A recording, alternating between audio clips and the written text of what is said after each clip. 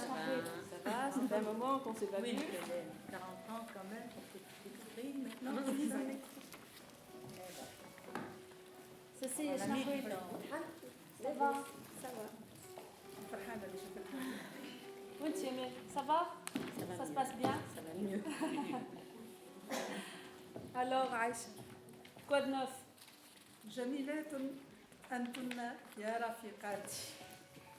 فرحة اللقاء غطت الفترة على ضوضاء لفترة على ضوضاء التساؤلات وحدة النقاش، وجعلتني أفهم أن المتعة لا تعمل لها إلا بهدم الجدران المحيطة بالتذكر.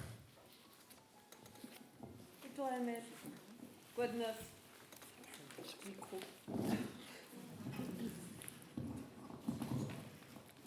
Alors, je vais d'abord commencer par essayer d'expliquer pourquoi il a fallu tant de temps pour qu'on s'exprime.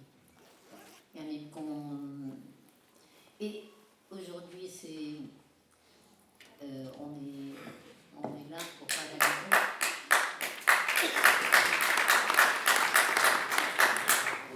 Et bientôt, il y aura un livre avec tous les écrits de toutes les femmes. C'est-à-dire un livre qui va paraître. Et tu vas nous dire un extrait. Là. Voilà, je vais lire un extrait. Alors d'abord, pourquoi ce silence? Comment expliquer ce si long silence des militantes de perspective dont je fais partie sur la répression féroce que nous avons subie dans les années 70? Arrestation illégale, torture dans les locaux du ministère de l'Intérieur, procès devant une juridiction d'exception, etc. Pourquoi a-t-il fallu tant d'années pour croiser nos paroles et lever enfin le voile sur ce passé commun? Peut-être fallait-il tout ce temps pour guérir une mémoire blessée et prendre la distance nécessaire pour la transmettre. Et ce qui m'a poussée à participer à cette aventure, c'est la joie de retrouver mes camarades que je connaissais pas tellement. On n'a pas eu le temps de se connaître assez. Et là, je suis très heureuse d'être avec elle. Et c'est ce qui m'a encouragée et m'a donné beaucoup de joie et m'a poussée à être là. Et t'as réconcilié avec ton passé? Non, mon passé, ça va. Alors, à ma sortie, à ma sortie de la DST, j'ai pris peu à peu conscience du danger de devenir prisonnière d'une image de moi idéalisée par un certain milieu progressiste, une image qu'on m'a renvoyée et j'avais envie d'être moi-même, avec une femme, ordinaire, avec ses désirs, ses passions, ses problèmes, tout quoi. Tu as fait ça pourquoi? Alors que je l'avais fait à l'instar de mes camarades,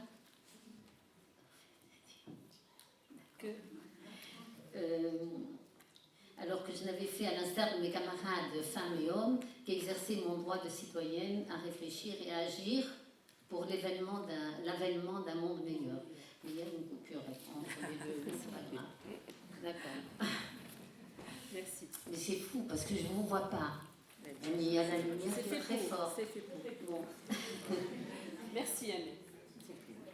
سيسية لويسي 25 سنة واقفة في إقليم تونس. أمال بن عباد 29 سنة أستاذة فلسفة. ليلى تميم 21 سنة طالبة سنة رابعة تاريخ. عايشة جلوس 21 سنة طالبة بكلية الآداب. زينب بن سعيد 25 سنة أستاذة فلسفة. أنا حبيت نعرف حاجة كيفاش صار l'engagement تاعكم en politique? C'était familial? Qu'est-ce qui vous a poussé à vous engager politiquement? أنت عايشة. طالبة بكلية الآداب سنة 1972، متفوقة، أعشق الحياة والضحك والمرح. عشق بلادي يسري في دمي. بدأ اهتمامي بالشؤون الطلابية منذ ولجت كلية 9 أبريل التي كانت تتأجج حماسا وثقافة سياسية. جو طلابي، حرية الكلمة، حماس فياض. بدت أعقد اجتماعات بالطالبات بالمبيت الجامعي، ثم أقوم بتوزيع المناشير للتعريف بالتحركات العمالية والتشهير بالمد التعسفي للنضال، المظاهرات الطلابية المساندة للقضية الفلسطينية، فوارق العنف من بوب وبوليس بالهراوات وقنابل مسيلة للدموع. سلاحنا حناجر تهتف بالحريات والعدالة ومعاضدة القضايا العادلة، وأرجل تحملنا إلى أماكن الاحتجاجات وتركض بنا بعيداً عن أدوات القمع وربما في المواجهة. أذكر يوماً رهيباً داهمتنا قوات النظام العام بشراسة عتادها وعبادها، ضربونا، دهسونا، ودسنا بعضنا البعض في موجة الهروب، جاثمة بالأرض والأرجل تتداول فوق جسدي. تحاملت على نفسي ووجدتني لوحدي وسط صخبي جنون الأعوان. فررت في اتجاه شارع إنجلترا، كان مع المشهور ياسر شارع إنجلترا، والشتائم والسباب. اندفعت داخل مكتبة فآواني المكتب إلى أن استتب الهدوء في كل الشوارع. تم استقطابي من طرف العامل التونسي سنة 1973. بدأت مسيرتي الأخرى في كنف العمل السري ثم في الحياة السرية التامة إثر موجة الاعتقالات التي عمت البلاد والتي استهدفت العامل التونسي وقوى اليسار. L'engagement politique, comment c'est venu? L'engagement politique, ça a commencé très tôt parce que j'ai... Le micro. D'abord, je suis la fille de Mohamed Ben Abed, qui était un nationaliste, qui a créé la Jeune Tunisie. Il a été emprisonné pour ça, qui était un homme extraordinaire. Et je dédie tout ce que je fais à cet homme-là, qui m'a beaucoup soutenue. Ça a commencé en quelle année? Pendant la colonisation. Par exemple, pour la guerre de Bizerte, on a manifesté ensemble. C'était ma première manifestation avec mon père à Tunis. Et puis, mon père était très ami avec Farhat Hachet, c'est celui qu'il aimait le plus. Et le jour où il est mort, j'avais 8 ans, et je ne l'oublierai jamais. Mon père a pleuré. Baba Yibki. Et c'était une perte très, très, très forte, très grande, pour tout le peuple tunisien. Et ton propre engagement politique, réellement, ça a commencé en quelle année? Ça a commencé très tôt. Quelle année? En quelle année? Après, quand j'ai grandi, je suis devenue pas vieille, mais bon. Non. Alors, en 64, j'ai obtenu, après le bac, j'ai obtenu une bourse de l'État de mon pays pour faire des études de philosophie à la Sorbonne. Et je suis restée jusqu'en 69, 64, 69. Et dans un Paris cosmopolite, j'ai rencontré des jeunes de différentes nationalités qui aspiraient à un monde plus juste, plus égalitaire. En 67, j'ai participé aux manifestations des étudiants contre la guerre menées par l'État sioniste contre les pays arabes, aux manifestations contre la guerre du Vietnam, aux journées de solidarité avec les luttes contre les dictatures en Amérique du Sud, parrainées par Simone de Beauvoir et Jean-Paul Sartre. Et je fréquentais le 115 boulevard Saint-Michel, géré par l'AMNA, l'association des étudiants maghrébins.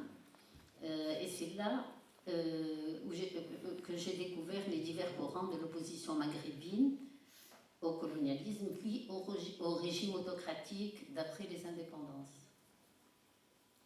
Et c'est là aussi que j'ai côtoyé des militants du groupe du GEAST, du groupe d'études et d'action socialiste, créé par les étudiants de la première université tunisienne, et que j'ai découvert leur revue Perspective. Qu'est-ce que tu as appris? Oui, j'ai appris ce qui se passait dans mon pays. Et j'étais très touchée par la répression exercée par l'État contre le mouvement étudiant en Tunisie. Et j'ai suivi le procès de mars 68 devant la Cour de sûreté de l'État, juridiction d'exception instituée pour l'occasion. Merci. Et toi, Zaïd? Zaïd, et moi. Oui. Micro, s'il te plaît. Mon adhésion politique s'est faite en 70, en France, au sein d'une cellule à Amel Tounsi, dirigée par Mohamed Sadr. Le mouvement avait adopté à l'époque le principe de la jonction avec le prolétariat et l'idée d'un journal en langue tunisienne à Germain. Les grèves qui se multiplient en Tunisie, les pratiques d'autogestion ouvrière déployées en 68 en France, suscitèrent un tournant populiste et ouvriériste du mouvement Perspective en 70. À Paris, nous nous sommes évertués à former des groupements politiques avec les ouvriers. Pour ma part, dans le groupe où j'étais, nous avons constitué un groupe de 7, formé par une avant-garde, dite avancée, de travailleurs immigrés et d'intellectuels. Et dans ce cadre-là, je m'efforçais à expliquer le fameux livre de Politzer, Les principes élémentaires de philosophie, aux travailleurs avancés qui étaient membres de ce groupe d'élite. Antigone! Antigone! Antigone! Antigone! Antigone! Antigone!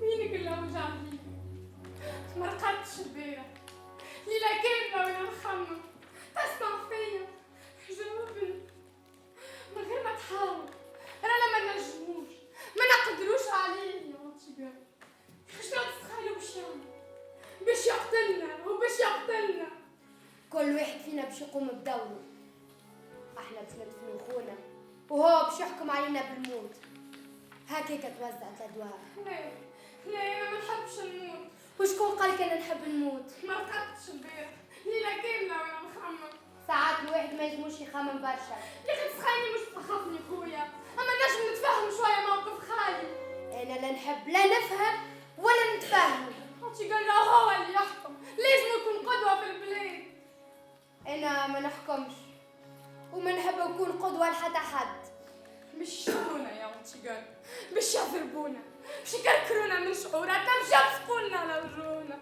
باش ينحيولنا حوايجنا يعريونا يمسونا بيديهم المسخه وريقتهم السايله شايف من اليدين وشايف من الساقين باش يكركر فينا من شعوراتنا شدتنا تتزلع علي يظهر محمد حي كل هذا نحنا نصيحوا نفرفتوا نعيطوا نستخيلوا هذا هو اللي باش يقتلنا اما ليه الوجع الحقيقيه ما زالت يا انتيغان ما زالت هاك خممت في السيناريو الكل تعرفني مني شجاعه ونخاف انتيغان نخاف انا زاده اما هذا ما يغير حتى شيء لا الافكار والمواقف والمبادئ ما همش متاعنا متاع رجال مش متاعنا خاطرني مراه برا ارقد وجهك اصفر وعينيك محوقه وين باش تمشي شنو باش تعمل انتيغان خليك تفقد نستنى عليك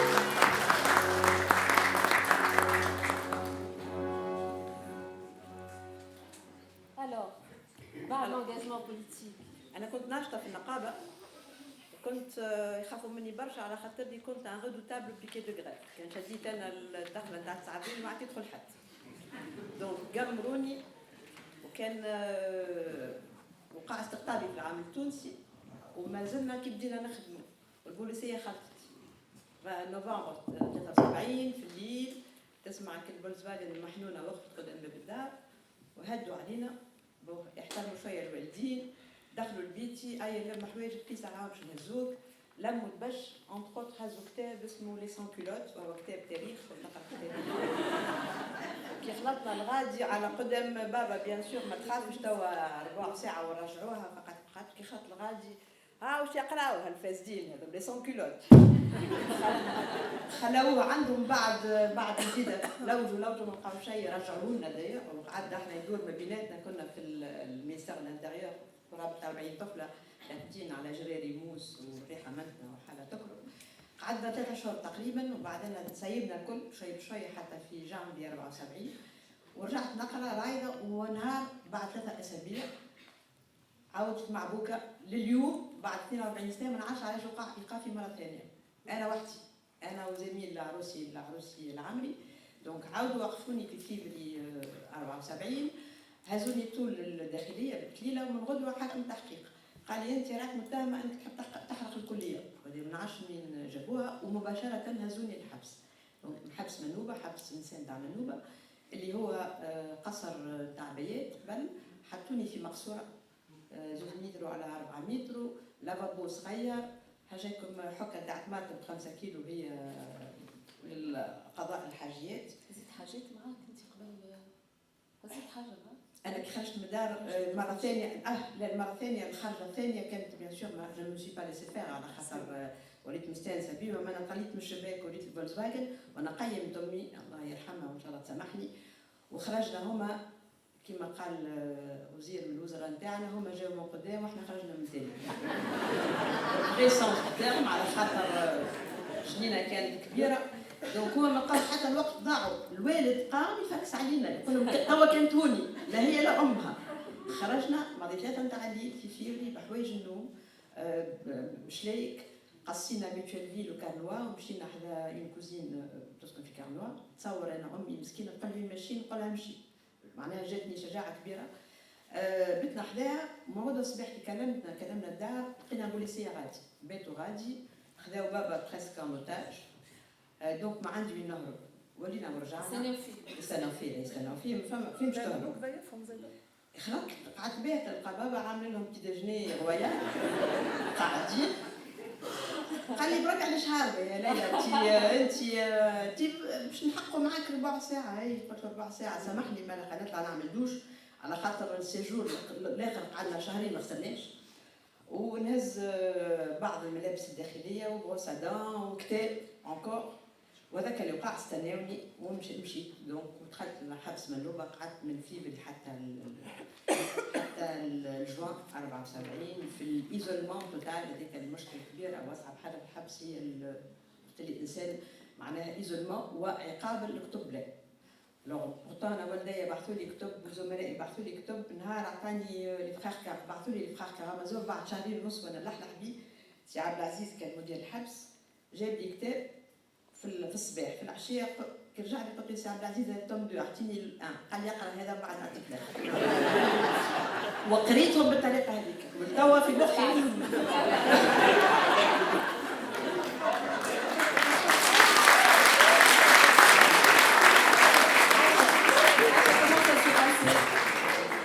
Aïcha, comment ça s'est passé pour toi l'arrestation? كنت منذ 1 ونصف أعيش في السرية التامة أتنقل من مكان إلى مكان حسب مقتضيات الظروف الأمنية. كانت صوري في كل المراكز الأمنية والسفارات التونسية ومفتشا عني ضمن عائلتي وضمن أصدقائي. آلات الطباعة ترافقنا لإصدار منشوراتنا الكلمة الملتزمة والرفاقة وأغاني شيخ إمام وقراءة الكتب بدون هوية. أضرمت النار في كل وثائق الشخصية التي رافقتني. اسمي الحركي كان فوليان، هذاك سميته هذا يوم القبض على فوليان. مرضنايا كانت صاحبتي الأخرى. يوم القبض على فوليان. إيقافي كان يوم 21 أبريل 1975. استيقظت في الصباح الباكر على صراخ تلك العجوز الطيبة صاحبة المحل ومضيفتي منذ أيام.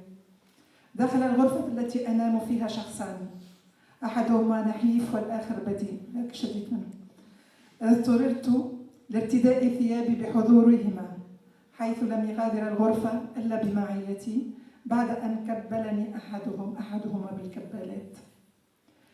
لتوا كنت مقتنعة إنه الكبالات ما ريحتهمش النساء، يا أخي ريت حتى في الأفلام يحطوها. انتقل بأعوان أمن الدولة إلى مركز الأمن بسوسة مكبلة، ثم أوثقوا الكبالات بمقعد في حجرة الهاتف. قضيت ساعات وأنا على تلك الحال أتسلى بالغناء، أردد أغنيات الشيخ إمام التي كنت أحفظها على ظهر قلم. واتجه بعوني أمن الدولة إلى تونس في عشية نفس اليوم في سيارة ذات بابين، ومنها بدأ كرهي للفضاءات المغلقة وللسيارة ذات البابين. وبدأت رحالي بين فضاءات الاعتقال في وزارة الداخلية أولا ثم في السجن. وانت يا مال وقتها وقفوا أنا ديال عشية من العشيات كلوا يا مان.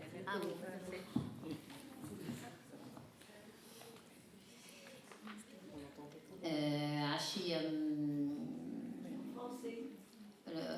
le soir du 13 novembre 73, j'étais en train de préparer mon cours pour le lendemain. J'étais une enseignante de philosophie heureuse d'aller au lycée pour y retrouver mes élèves curieux, brillants. J'avais des élèves extraordinaires. Il y avait un rapport très très fort entre nous. J'entends frapper à la porte et me retrouve devant deux malabas, les tortionnaires, je savais après que sont deux personnaires, et un petit homme à la chéchia rouge. Ramadan. Voilà, Ramadan. Bon, mais je ne savais pas comment il s'appelait à ce moment-là. Alors, il me bouscule, il fouille partout, à la recherche de l'arme du crime, une machine à écrire que je ne possédais pas.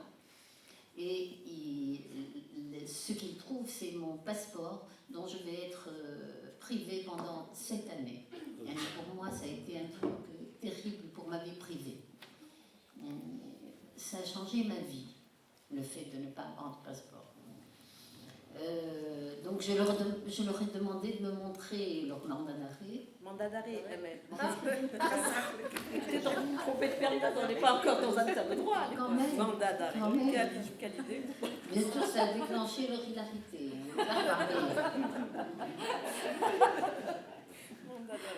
Donc je leur ai demandé... non, c'est fini. Ils me font monter dans une voiture banalisée qui s'arrête juste en face de l'immeuble où j'habitais à ce moment-là, rue de Marseille. Et il m'emmène et je me retrouve devant une porte latérale du ministère de l'Intérieur. Et là, ça te rappelle quelque chose? Et là, ça me rappelle quelque chose, ça me rappelle, maintenant, ça me rappelle la même porte face à laquelle je me retrouverai 40 ans plus tard, ou même plus, le matin du 14 janvier 2011, et j'ai beaucoup pleuré sur l'avenue Habib-Bourguiba, et je la voyais de loin, nous on était devant, et je voyais de loin cette porte où j'avais été obligée de rentrer dans un enfer. Et ces jeunes, en fait, ce qui m'a beaucoup émue, c'est que ces jeunes avaient les mêmes attentes que nous. Leur cri, bon, dégage d'abord, mais aussi la liberté. Et ce qu'ils demandaient, c'est d'être libre. Et qu'est-ce que tu portais ce jour-là? Tu te rappelles? Non. Je ne me rappelle pas comment j'étais habillée, mais j'étais dans un autre état. Et le 13 novembre 1973, Ah, 13 novembre alors. Alors, je portais juste une jupe et un pull, et je suis sortie comme ça, parce qu'ils ne m'ont pas laissé prendre mes affaires. Et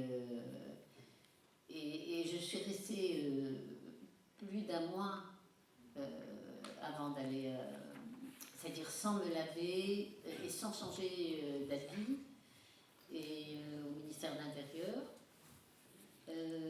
Ce qui m'a le plus gênée, c'est l'absence des serviettes hygiéniques dont je serais privée tout le long de ma réclusion. Quand on a fini par sentir trop mauvais, ils nous ont quand même emmenés à la prison pour une douche. Voilà, ils nous ont emmenés à la prison pour une douche, et pour moi, ça a été quelque chose d'absolument extraordinaire. Parce que j'étais tout le temps seule, isolée, parce qu'ils pensaient que parce que j'avais 29 ans, je devais être quelqu'un de très dangereux. J'étais une des plus âgées. Et je suis sortie, j'ai trouvé une baga, c'est-à-dire la voiture. Voilà. Et je suis montée, j'ai trouvé toutes ces femmes qui chantaient. Elles avaient inventé un chant d'ailleurs que j'aimerais qu'on chante.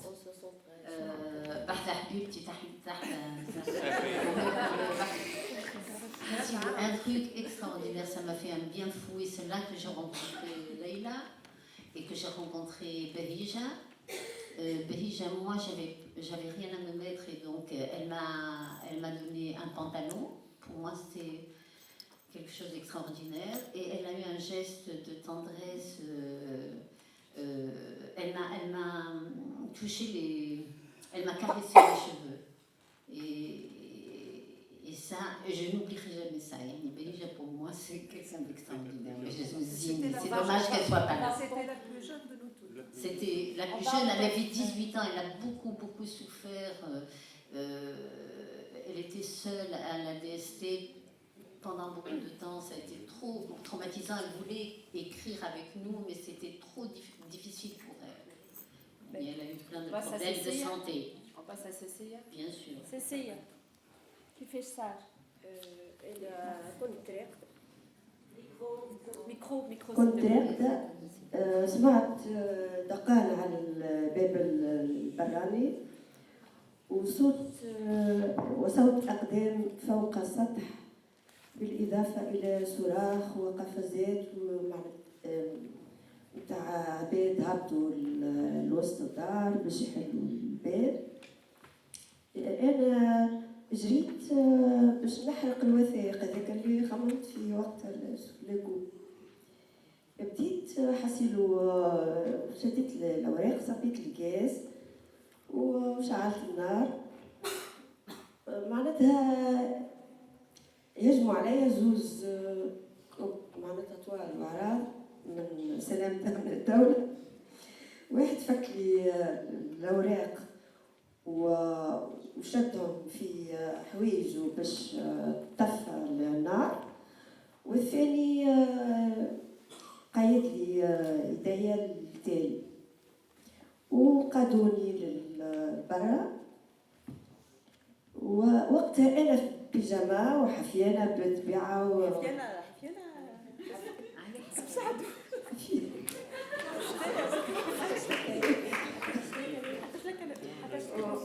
وما نعاني من ارتداء معطفي ولا حتى شلكت الدار. وقاداني خارجا بيجاما النوم قطنيه عاريه الراس حافيه القدمين وكان الحال شتاء والبرد قارس وكانت الساعه 1:30 صباحا.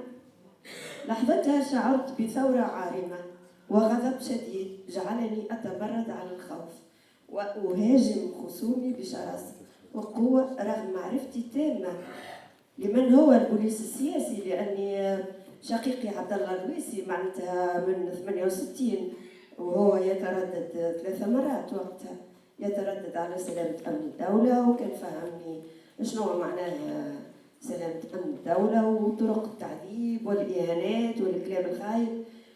أنا كنت محضرة. كنت تعرف الوسائل؟ تعرف بكل وسائل التعذيب؟ أعرف جيدا ماذا ينتظرني في سلامة أمن الدولة. لذلك تحجموا لي شعري باش تقلعوا لي ضوافري وتغرسوا لي بنتة السواقر في كرشي باش تضربوني بالتريسيتي وبعدها باش تعلقوني من ساقيا وراسي يبدا مدلدلة.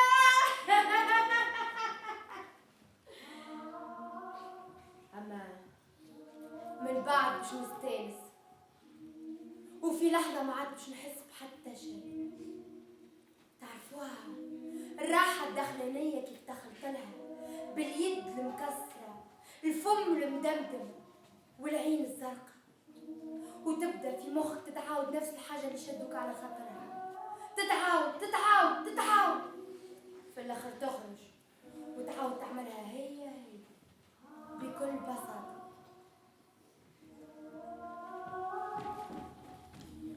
ليس سي ومن بعد بديت كملنا. أبديت مقاومة فبدأني الضرب والشتم منذ اللحظة الأولى، ما جعلني أهتف بشعارات ضد النظام الحاكم وبصوت مرتفع، على خاطر فما جيران خرجوا برا راهو للشارع وهما مخرجيني في الحالة هذيك وكأني معناتها حاجة مشبوهة. بالنسبة لي أنا كانت هذيك أثرتني وخلتني ننفعل ونرد الفعل عليهم، يسقط النظام القمعي المستبد العميل، وعاشت المرأة العربية المناضلة، ومعناتها بطول صوتي باش يسمعوني الناس على الأقل باش يفهموا اللي العملية هذيك اللي طلعوا على السطوحات وحاصوا الدار اللي أنا فيها ماهيش عملية أخلاقية ولا حاجة، معناتها عملية سياسية. هذيك اللي ردة الفعل وقتها مباشرة، ودخلنا في شادين شعري، ضربين بالركلة، معناتها حتى بالبونية وسبان بالطبيعة، كلام في البدي وكل. نعرف الكلمة اللي كانوا يقولوها ديما هي. اي وحتى السيارة الواقفة قرب مدخل البيت.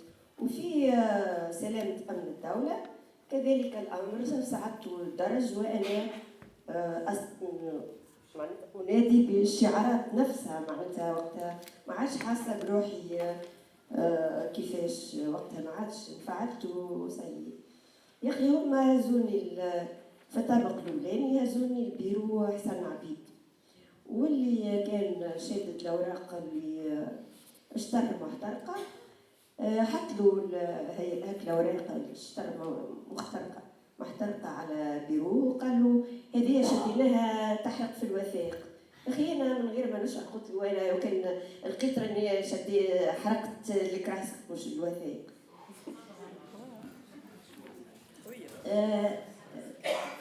معناتها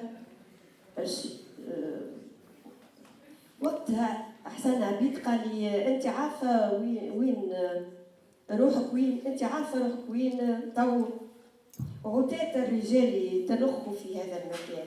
يا اخي محرشة ولا سكرانة؟ واشار الى العون، خذوها للحفله مباشره بالطابق الثاني.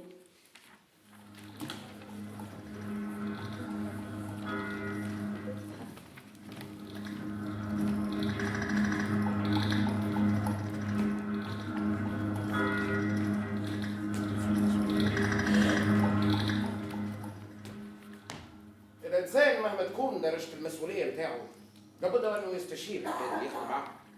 واحنا تو سنوات واحنا نشتغل مع بعضنا، وجمعتنا عديد الملفات مختلف صعوبتها، وما يخفاكمش ان البلاد قاعده تمر ايامات بوضع اقل من نجم نقولوا عنه انه حساس. وانا عيطت لكم اليوم مش نعرف راي كل واحد فيكم في الموضوع هذا. انت كلم. القانون واضح et là-dessus il faut être ferme. معقول. وانت؟ احنا تقول شدوه نشدوه، تقول سيبوه نسيبوه، تعاود تقول شدوه نعاودوا نشدوه، نعذبوه ونمردوه. احنا لهنا نطبقوا لوين. وانت؟ انا من رايي الحكايه ما كانش تصير قرار وجرايد تكتب، يا اما يدفنوا زوز ولا يتعاقبوا زوز. وما فهميش علاش نلعبوا الناس بمنظر الجثه للوحه المنكمه.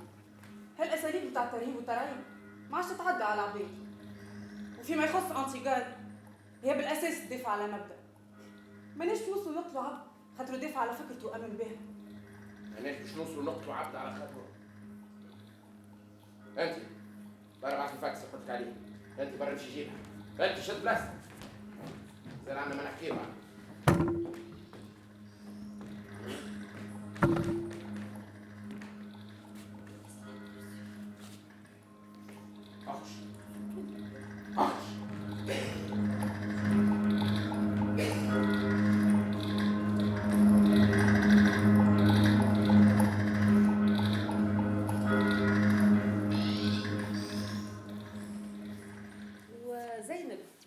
وقفوا وين هزوه ميكرو سي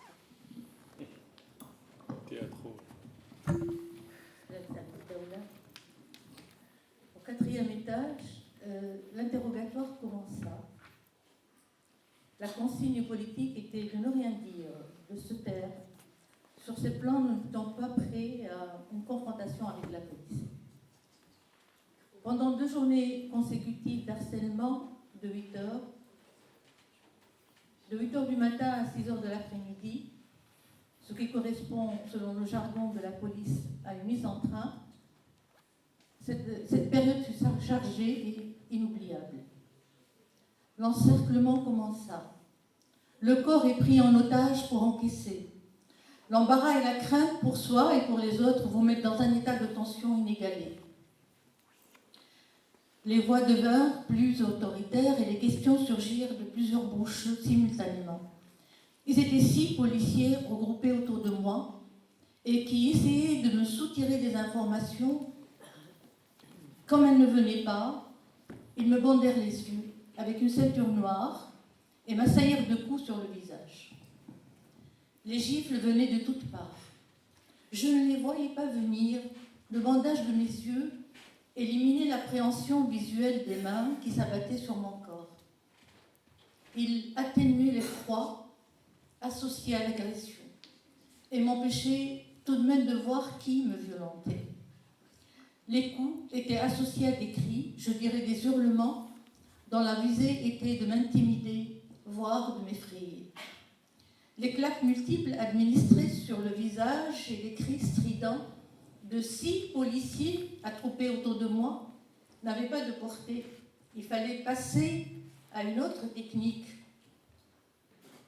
On prit alors un bâton, semblable à une règle, que l'on manipule en classe, mais plus lourde, et l'on m'assénit des coups, cette fois sur les avant-bras.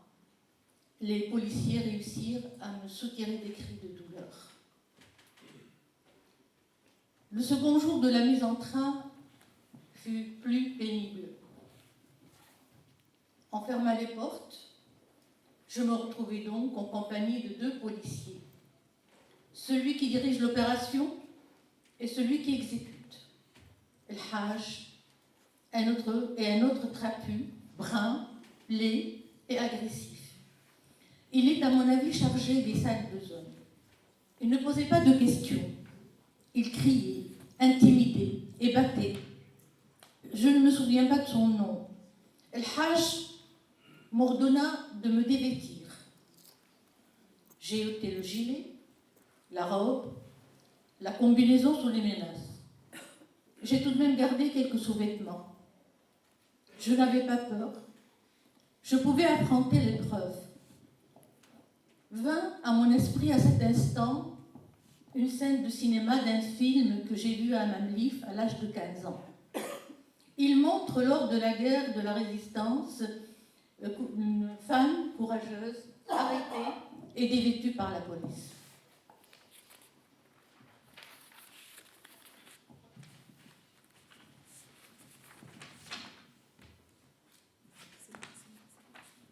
Et toi, Aïcha? L'agent trapu me lia les poings et les pieds ensemble avec une corde, puis introduisit un bâton entre mes 4 membres attachés et ils me suspendirent entre 2 tables. J'étais dans une drôle de posture. Je balançais entre les tables comme un mouton, la tête en arrière, les jambes et tout l'abdomen surélevé vers les poignets. Le corps suspendu se maintenait toutefois en équilibre grâce à un gros bâton qui passait sous la corde qui liait mes 4 membres. Cette technique s'appelle d'ailleurs la balançoire. Le policier tortionnaire se munit alors d'un long tuyau de caoutchouc et se mit à me frapper sur les plantes des pieds. Les douleurs qui s'ensuivirent furent les plus fortes que j'ai subies dans ma vie. Elles sont plus intenses que celles de l'accouchement. Mon embarras était paradoxalement partagé par l'un de mes tortionnaires, qu'on dénommait le Hajj. Il a accompli les obligations du pèlerinage à la Mecque, mais qui avait pour charge de diriger les opérations d'interrogatoire et de torture. Il n'osa pas me regarder dans l'état où il m'a mise, à peine vêtue, et l'abdomen en l'air. et s'est emparé alors de mon gilet, qui était par terre, pour me couvrir, vu le trouble moral que lui causait la posture où je me trouvais. C'est l'attitude paradoxale où se trouvent de nombreux tortionnaires. Ils vous mettent dans un état qu'ils ne peuvent supporter eux-mêmes.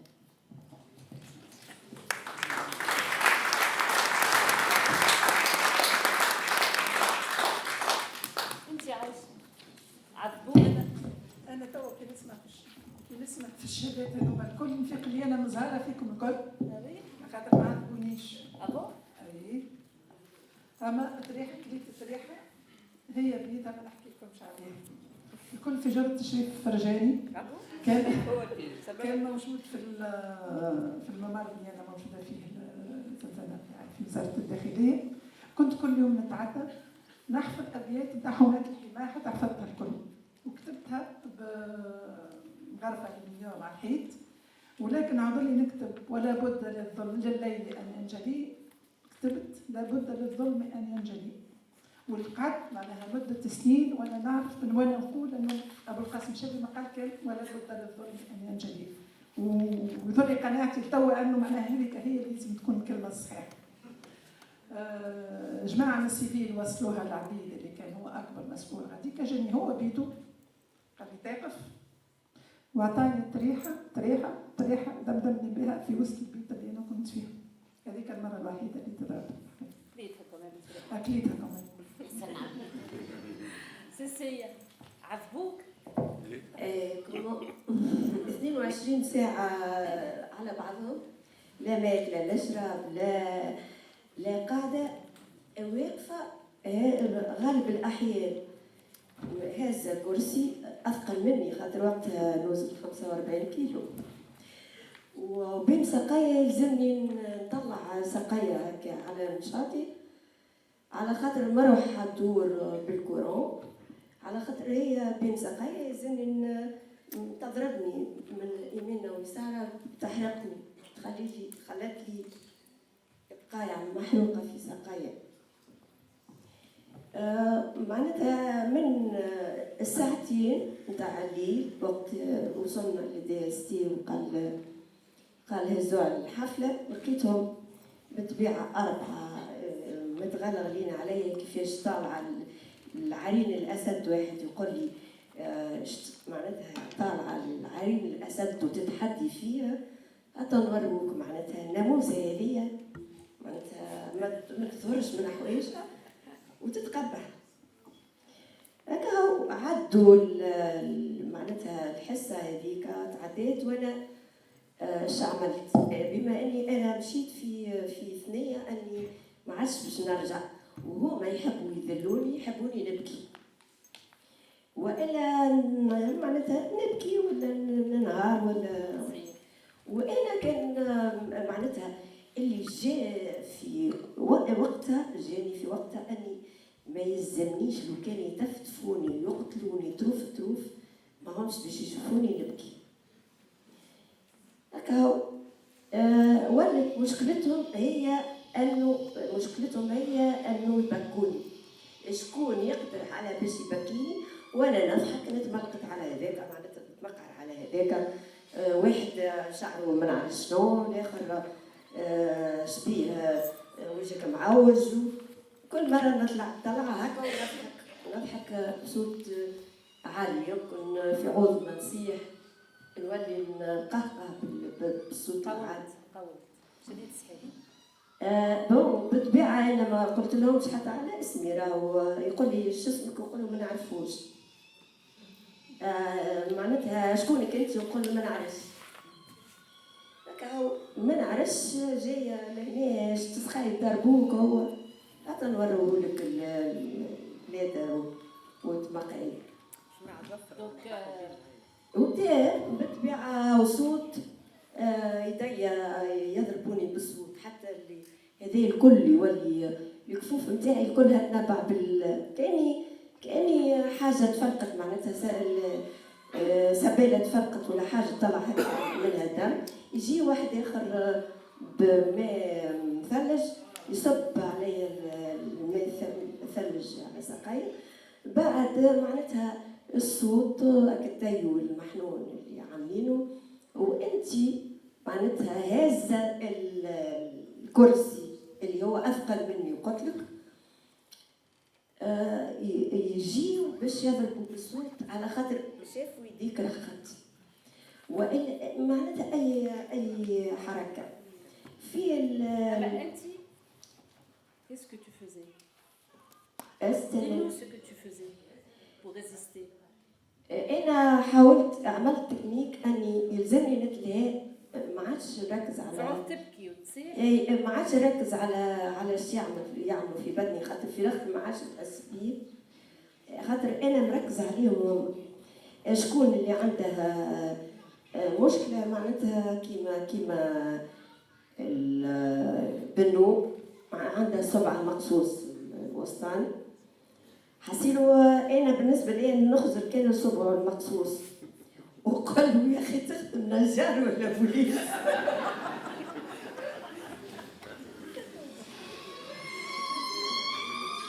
حسيلو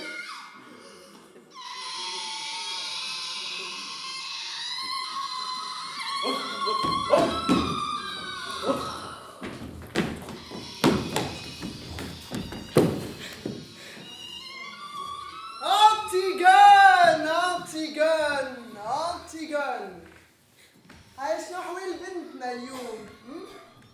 تعشيت؟ قديش عندك لكليت لشهد؟ آخر مرة دخلت فيها للتواليت وقتاش؟ عندك قلق في البولة مالا؟ ترى خلينا نشوف البقايا الزرق. صحيح عندك وجاعة في راسك؟ لازم عندك سخانة. ردتها العرينة. هيا قوم امشي خلي نشوفك. طبع صبعي باينين ترى. عندك فكرة نحن توا في الليل ولا في النهار؟ واحنا اليوم قديش في الشهر؟ شوف يا عايش بنتي حالتك ما تسرش واحنا راهو موصين عليك ما نحبوش نشوفوك هكا. هاني جبت ورقة اعتذار صح عليها وهذا كله توا يوفى. نخرجوك نداويوك نرجعوك ترنكوش اكثر حتى من قبل. صحيح هاي اخويا صح هاي. انا ياسر نحبهم البنات اللي كيفك يعرفوا مصلحتهم فيه. تحب ستيلو؟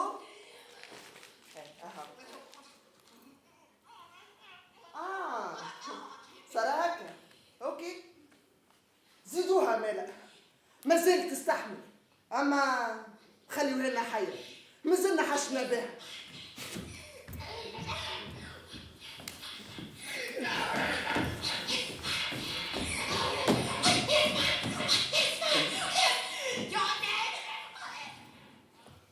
فما نهار جاك جلاد؟ اي كان في الحصه الثانيه في الصباح معناتها بعد ما روحوا الاولانيين وجاو 4 آخرين واحد منهم ما قعد على بيرو وقعد في كرسي على بيرو وياخذ ما عمل حتى رياكسيون. وثلاثة الآخرين واحد منهم اسمه البولي وأنا البولي مرة تفرجت في مسرحية في مسرح شفت الوجه أنا خاطر عندي ذاكرة نتاع النظر ما ننساش. شو معناتها؟ معناتها ممثل هو؟ يا أخي شفته يمثل جاي عامل جندار وحسيله عامل فيها داز فيها فنان ودخل لي ليالي يقول لي نبكيك يا أخي أنا قلت له وتنجم أنت يا أخي فنان ولا بوليس في بالهم أصحابك اللي أنت قواد عليهم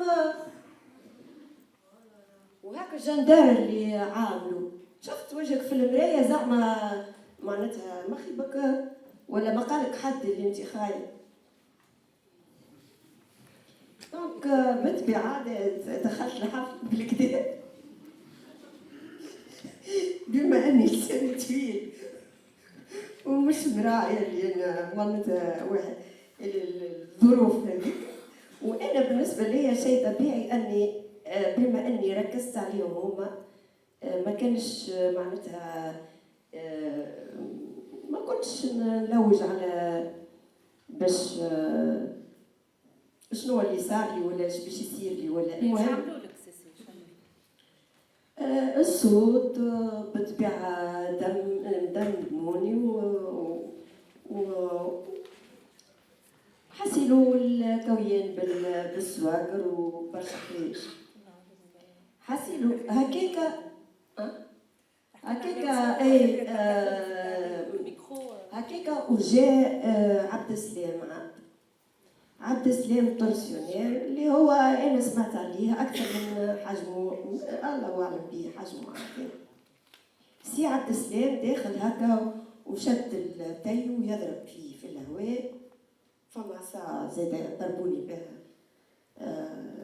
الاخرين هزة من الطاولة واحدة يد فيها العصا ويد فيها التيو والاخرين يخزروا لي كانوا يعملوا معناتها احنا يخوف راهو سمعت بيه يا اخي انا كيف ما كان يسخيبوني انا بنيه صغيره ولا كيفاش ضحكتني الحاجه قلت اي سيدي قال هو دخل عند عامل كسان هذيك وقال وين هي البيها اللي عليها كلمه خايبه encore une fois كلمه خايبه يا اخي انا قلت له والله من وقت اللي مشيت مع امك واختك ومرتك ما عاودتش كان هما عاودوا من عندك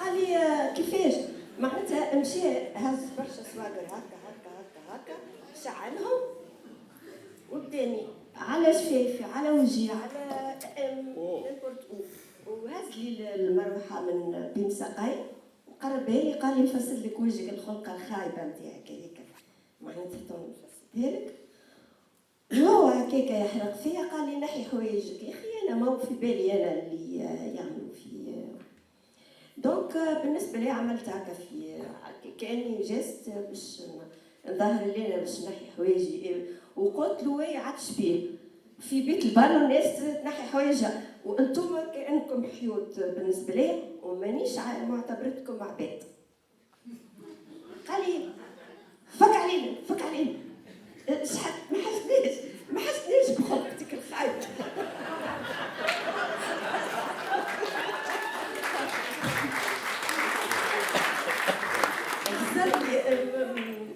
بدل مش لازم تنحي حوايجك قلت معناتها صح عليك قال لو كان معناتها عرفنا جديد وقتها تهرب الخوجه تبدل وكل شيء عرفنا جديد منعنا باش نعريو النساء والا راني وريتك القباحه نتاعك كيفاش كان وزير داخليه تقدمي في التعذيب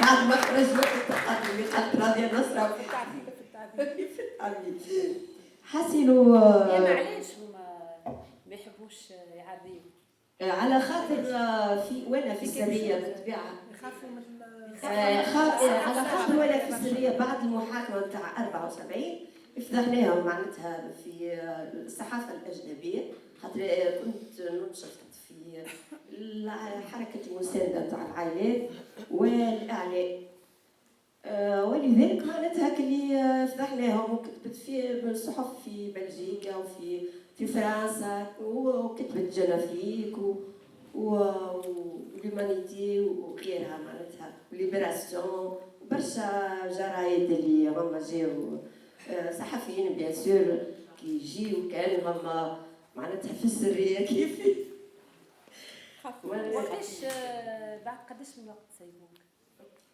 قداش تعذيب قعدت ليلتها نهارتها 22 ساعه على بعضهم حتى النصف الليل دخل عبد القادر طبقه قال هاكا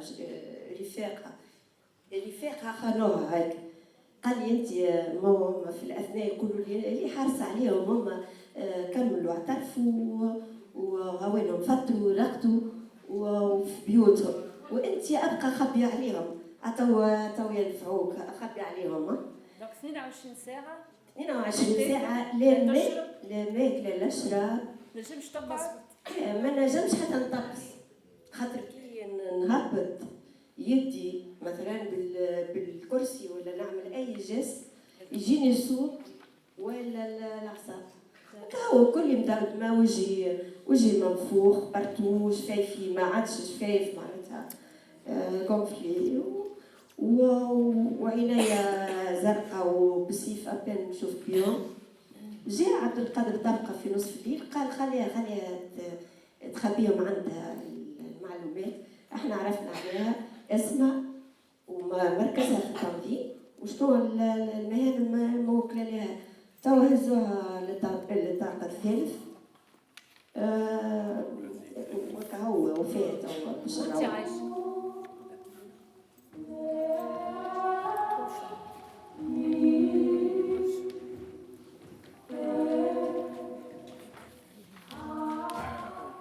ولينا نلعب قاعدة تلعب.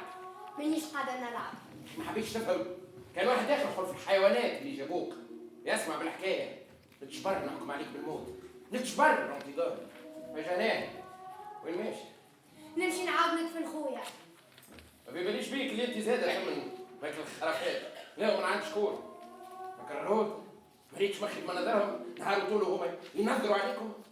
راني باش نتلاقيهم على قريب. شكون قال لك اني انا نؤمن بيهم؟ علاش؟ ها؟ مش الناس اللي تمن تصور عليا. تحبهم يتمردوا على النظام. نعمل فيها على خاطر انت من داخل لا يهمك لا في يديا ولا في بولينيس. نعمل فيها على خاطر العدل. نعمل فيها على خاطر الكرم. نعمل فيها خاطر ساعات لازمنا نقولوا لا. لا. لا كريون لا. البلاد مازالت كي خرجت من الثوره الفاشله اللي تزعمها اخوك.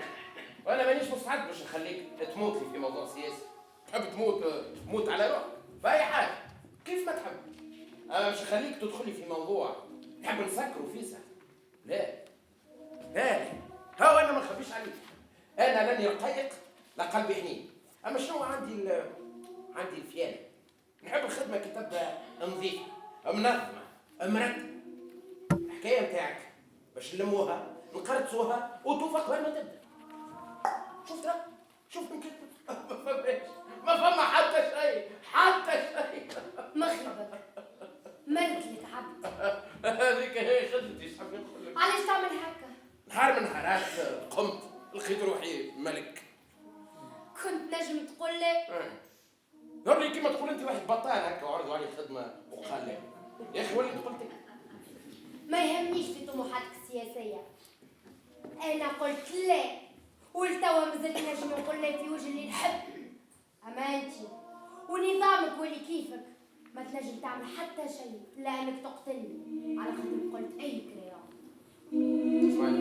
ما عاد عندك ما تقول. انت هو اللي ما حكيتش تسمعني. دايوخ هذاك علاش ما عيطليش بوليسيتك يجيو يهزوني. وعليها شدوها. ما غير ما يجيو يهزوني.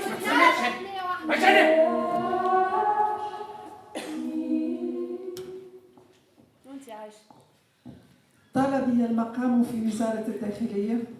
تم نقلي من تلك الغرفة الفردية وما أكثر تلك الغرف في ذلك المكان إلى غرفة فردية أخرى. النافذة مغلقة طيلة النهار. يفتحها خلسة بالليل الشرطي الحارس بالزين. في بعض الخلسات التي متعني بها الشرطي الحارس كنت أنظر لبعض الرفاق الموجودين في الطوابق السفلى وأحاول التكلم معهم بالإشارات. في نفس الطابق أحدهم كان نحيفا جدا ولا أظن أن وزنه اكتمل إلى اليوم. عندما أمر أمام غرفتي التي توجد بالجانب المقابل لغرفتي في نفس الممر أجده دائما منكمشا فوق سريره. في اليوم الأول بسط لي كفه ليريني مخيلا لنوعا من البطاطا المجففة شيبس، وإذا بها قشور انتزعها من قاع رجليه من أثر الضرب المبرح الذي تعرض له. شيء فرجاني. وي شريف فرجاني بيان سور زميلنا اللي كان عايش تحت الخيمة. وانت يا مال comment c'était la détention? والله je suis restée longtemps. Je suis restée longtemps isolée des autres femmes. mais je savais que plusieurs d'entre elles étaient détenues au rez-de-chaussée. أنا حطوني في troisième étage, j'ai pensé que j'étais dangereuse.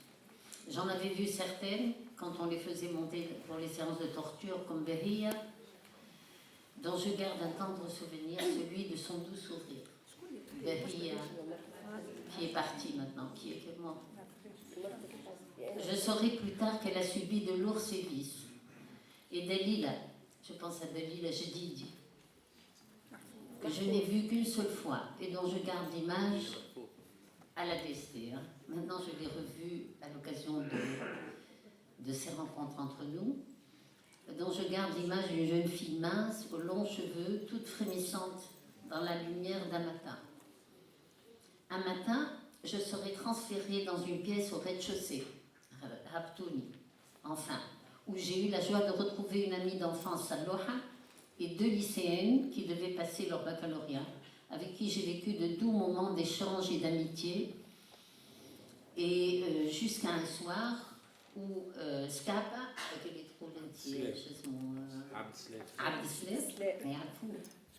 déchaîné et écumant, fait éruption dans cet espace paisible. En hurlant des injures, des menaces, il me traîne vers un cagibi où je me retrouve face à une jeune femme pieds et poings liés que je ne connaissais pas, que je n'avais jamais vue. Pour me faire avouer ce que j'ignorais, il s'est empressé de me mettre dans la même posture qu'elle. Après avoir versé de l'eau sur mes pieds, il m'a frappé avec un gros caoutchouc rouge sur la plante des pieds, puis il m'a porté jusqu'au 3e étage. Et c'est la première fois où j'ai crié. J'ai crié très fort, et il y a des personnes qui n'ont pas oublié ce cri. Mais j'ai crié sans m'en rendre compte, tellement ça faisait mal. Et donc, voilà. Et donc, je me trouvais face à pour me faire avouer ce que j'ignorais en fait. Il s'est empressé de me mettre dans la même posture. Ça y est, j'ai fait ça. Oui. Alors, ensuite, Tallah a mis au 3e étage, donc je n'étais plus avec ces femmes avec qui. Et il me. Qu'est-ce qui s'est passé après ce tabassage? Alors, à la suite de ce choc, j'ai eu une aménorrhée, c'est-à-dire je n'avais plus de règles. Et j'ai surtout perdu l'usage d'un doigt de pied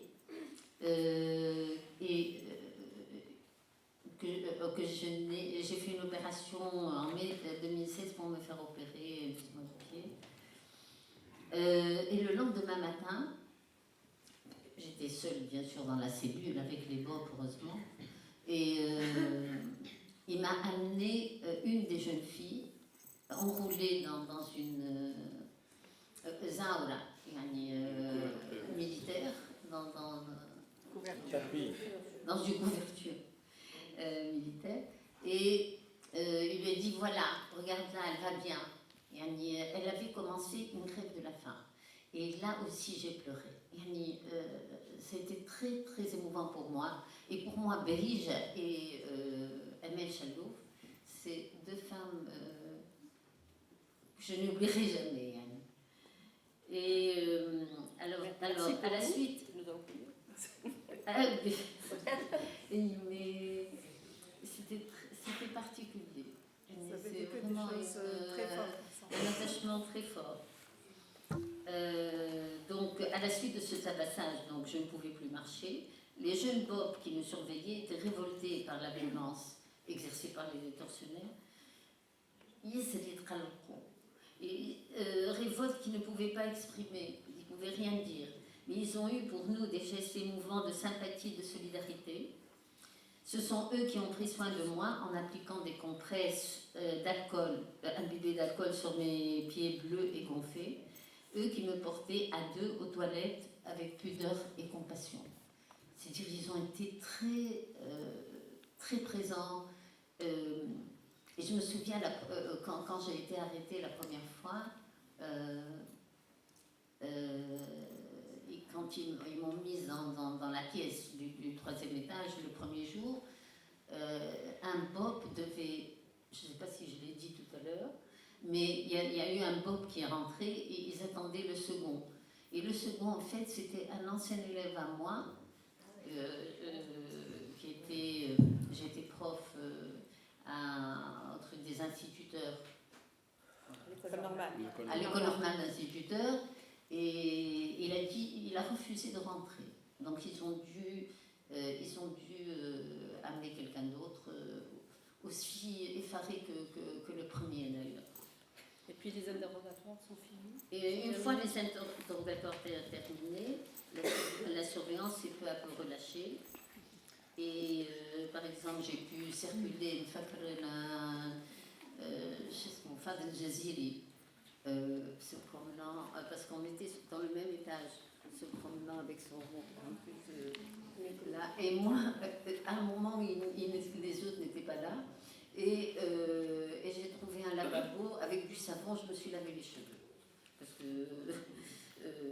voilà. Est-ce que tu as pu voir un juge d'instruction ou pas encore? Non, jamais. Le juge d'instruction, c'était beaucoup plus tard. C'est-à-dire les... Quand est-ce que tu as pu passer devant un juge d'instruction? Quand je suis sortie de la DST, c'est-à-dire... Mais qu'est-ce que tu as fait? Tu l'as dit tout à l'heure. Pour avoir le droit de passer enfin devant un juge d'instruction, nous avons dû faire une grève de la faim, réprimée par des coups, mais aussi en nous arrachant à moi et une camarade de cellule, Sadouha, les cheveux partout. On était dans une cellule et les autres camarades avaient terminé la grève de la faim, mais nous, on ne le savait pas. On ne le savait pas, donc ils pensaient qu'on voulait continuer la grève, et donc on a été tabassés. Qu'est-ce que donc je veux après, dire بعد الإيقاف la sortie. Avant le procès, il y a eu la sortie. Et on est passé devant le ministre de l'Intérieur. Oui. Alors, et comment ça s'est passé Le procès en... Il y a eu bien sûr le procès de 74 auquel nous avions été mêlés, Emel et moi. Et puis bien sûr le passage devant la cour. Et mon tour arriva. Je n'avais pas peur. D'ailleurs, la discussion que j'ai eue avec le président de la cour lors du procès était houleuse. En me demandant pourquoi j'étais engagée dans l'organisation Perspective à Tounsi, j'ai répondu que nous étions dans la légalité et que nous défendions l'article 8 de la Constitution tunisienne qui autorise la liberté d'organisation et d'expression. Enfin, dans son rapport de fin d'enquête, le président de la Cour me traita d'entêtée, de râleuse, et qui n'a guère de préoccupation que de dépraver ses étudiants, et que ce n'est pas donc digne d'une femme honnête et digne. Il demanda l'application à mon encontre de la peine maximale. Mais le jour de la proclamation du jugement, j'avais mon sac de vêtements pour entrer en prison. Et puis j'avais préparé, donc j'étais disposée à y aller. Mais grande fut ma surprise, j'ai été condamnée à 1 année de prison avec sursis. Et toi? Wallahi, le procès, d'abord ça s'est passé... Ah oui, sinon on ne pas. Alors, le procès, d'abord, c'était extraordinaire. Il y avait les 3 filles Triki qui étaient chez moi parce qu'elles sont de Sfax et chez ma mère. Et tous les matins, on allait ensemble, la bande des 4, on allait au Bardo parce que ça s'est passé dans une caserne. Et le procès, c'est comme un décor de théâtre, avec des magistrats en robe longue où dominait la couleur rouge, qui posaient des questions sans vouloir écouter les réponses des camarades à leurs accusations. Dans cette petite salle bondée, parce qu'il y avait les familles, je me souviens de Aziza, qui était enceinte. Elle avait bientôt accouché, elle avait un ventre comme ça, elle était au procès. Et de Saad Triki, qui lui a dit Yassid Raïs, et اللي يقول الحق راسه يتشق يا سيد الرئيس. هي اللي toute petite et toute et Ahmed Ben Othman il lui a demandé ايش قولك في الصين الشعبيه؟ يا اخي قال له وانت يا سيد الرئيس ايش قولك في الصين؟ يعني les gens ont commencé à rire. Bien sûr, on était soutenus par les parents qui ont été extraordinaires. C'est là que j'ai connu, par exemple, le père de Behija, un homme extraordinaire aussi, qui n'est plus là aussi, à qui je porte... Puis il y avait les avocats. Oui, alors, comme il faisait très chaud dans cette salle, il était bondé, il faisait en ce mois d'août une chaleur torride. Sur scène, nous avions le spectacle des représentants de la justice, procureurs et magistrats, deux dominants de la tête, les yeux à moitié fermés, dans un effort pour ne pas sombrer dans le sommeil.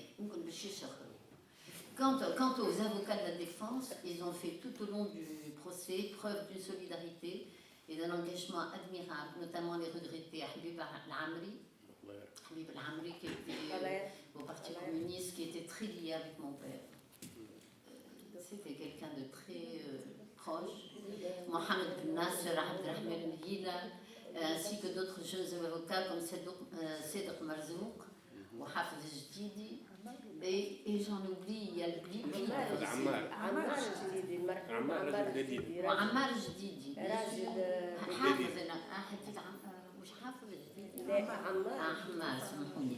Je pensais que tous nous ont soutenus et défendus sans accepter de se faire payer. Ils ont été d'un soutien extraordinaire. Pour nous, ça a été très important.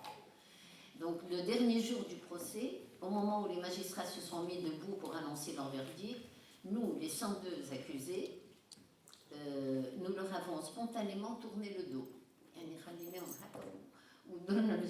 Malgré les brillantes plaidoiries des avocats de la défense, cette mascarade donna lieu à la condamnation à de lourdes peines de prison, que la plupart des camarades hommes passeront à Bojroumi et que les femmes, Salouha, Dalila, Aïcha, Cécilia, passeront à la prison des femmes de la Manouba.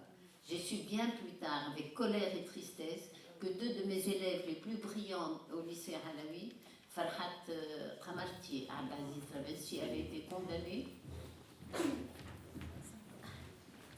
à 5 ans de prison. Puis après, il y a eu le verdict. Oui. Il y a eu le verdict. Il y a eu le verdict. 6 mois.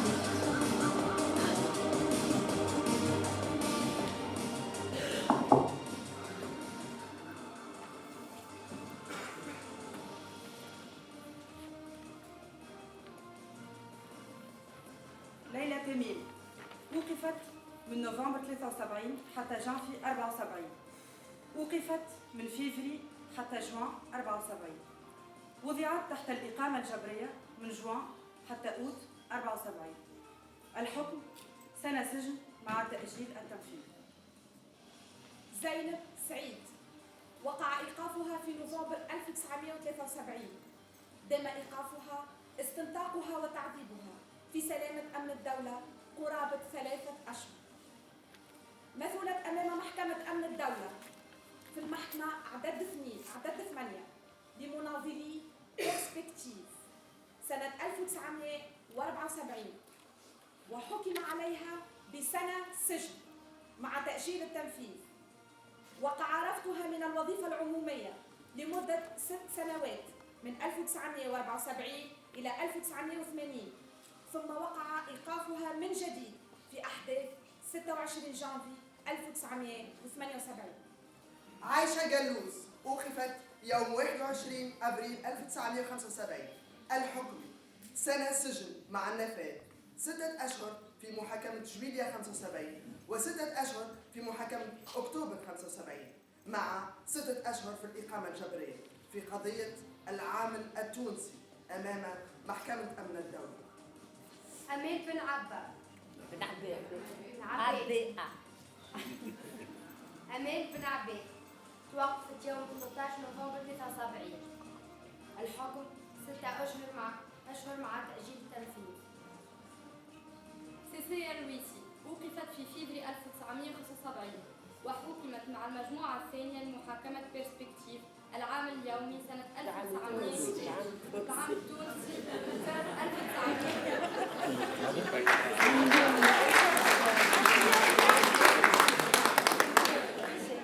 سنة 1974 قضايا أمن الدولة عدد 8 لسنة 1975 عدد 9 بتاريخ 12 يوليو 75 كان بالعمل الغيابي المتعلق بقضية انتماء لمنظمة غير معترف بها وعجل الحكم من سنة إلى 3 أشهر وعدد 10 بتاريخ 4 أكتوبر 1975 وكان الحكم 6 أشهر فكانت المحصلة 9 أشهر سجن في قضية العامل التونسي أمام محكمة أمن الدولة.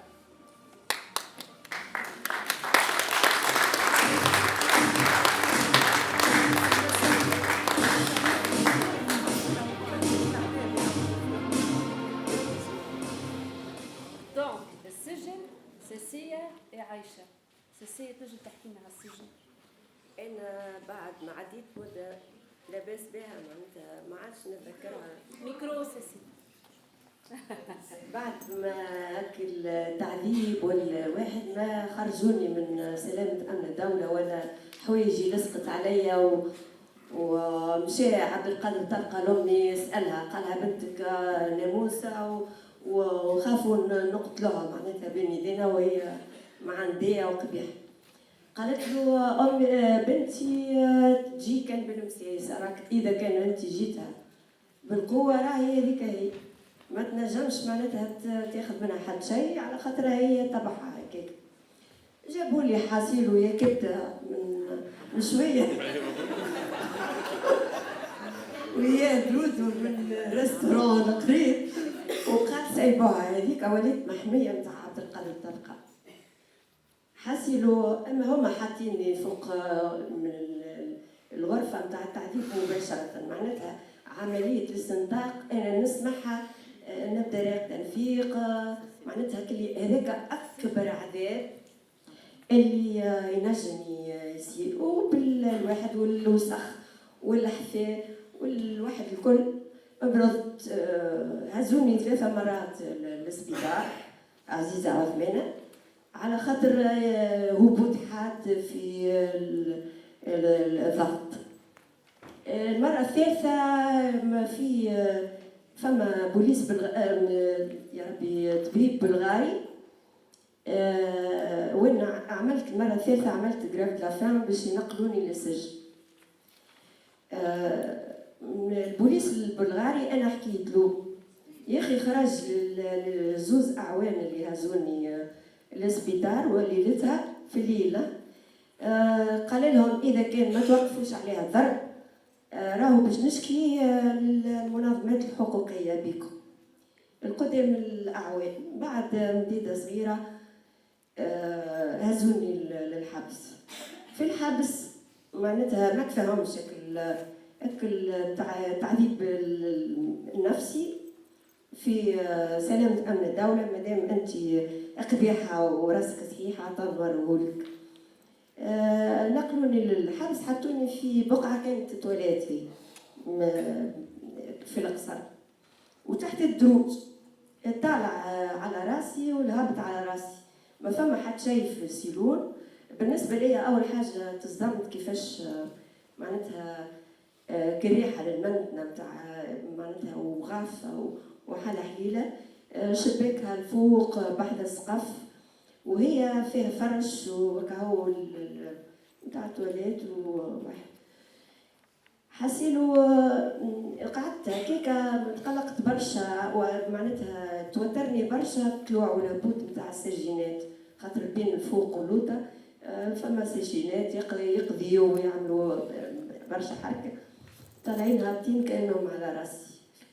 وليت خايفة للنهار نولي اللي شديت الكل وظهرت روحي لأنا قوية نجم نهار من نهارات معناتها ننفجر.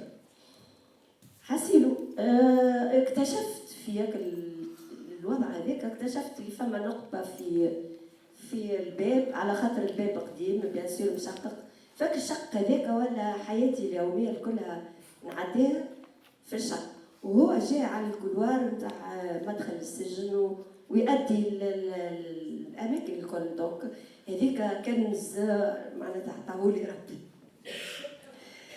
قعدت هكاكا شفت فايزه، انا في فايزه بن محرز هزينا لاريا وكل بن محرز وقتها مش بن يوسف ومحرز. حاسيلو بعد ليالي نسمع فيها تغني في حطينا الفوق بني بالضبط، نسمع فيها تغني في الانترناسيونال. هي سكتت وانا كملت.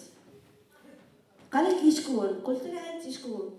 وانا طلعت على معناتها الحرف نتاع الفرش وطلعت باش نقرب للشباك باش نجم تسمعني نسمعها. وإرزمو الشباك يقع على كور ماهوش على ثانية، هو بحذا الحبس ما يشتبع على الحبس. ولينا نعدوا ليل معناتها كامل وحنا نحكيه وانا نوصف لها اش فما واش ما فماش، شكون دخل وشكون ما خرج، ولا حكايات معناتها نتاع خرافات. اما فما نهار سامحني قصت عليك، فما نهار كي جابوا عايشه حطوها بحذا بهيجه، عملوا حراسه ليليه باش خايفين من عايشه وبهيجه لا يفيقوا ببعضهم. سمعوني انا ما فقتش بيهم وقتها، خاطر بعد العشاء ديريكت نطلع الفايزه. انا نتكلم انا وياه وهم يطلوا عليا من شقق الباب بما انه ضوء مشاعل وباهتين كيفاش هكا المسبوعه معناتها كيفاش ضر منها وكل شيء. حسيلو نسمع في الحس هبط، قلت الفايزه راهو فاقوا بين الحارسات. طليت عليهم لقيتهم يتجراو فاقوا بيهم مشاو الكوتي من الكولوار. دونك قلت الفايزه معناتها حضر روحك وانا باش نحضر روحي. الصباح جاتني الحارسه قالت لي المدير يعيط لك. لا سي صار المدير يعيط لك. مشيت للمدير خارج من سيمتو مدير السجن عبد السلام، ما نسيت الاسماء راهو مدير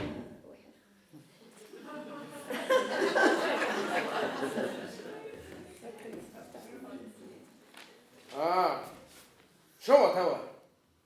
ولينا نلعبوا؟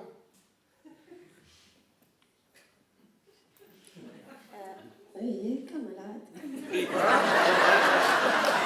شو توا؟ اسمع ما تعيش عليا مانيش شرينا عندك راهو. سي قاعد تلبس فيا. خنت فيك فيك. يا سيدي خن فيك استنى.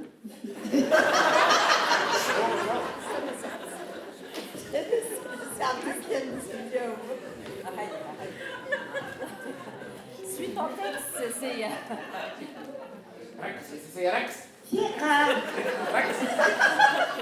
ثقة وأي ثقة تتحدث عنها بين السجان والسجينة.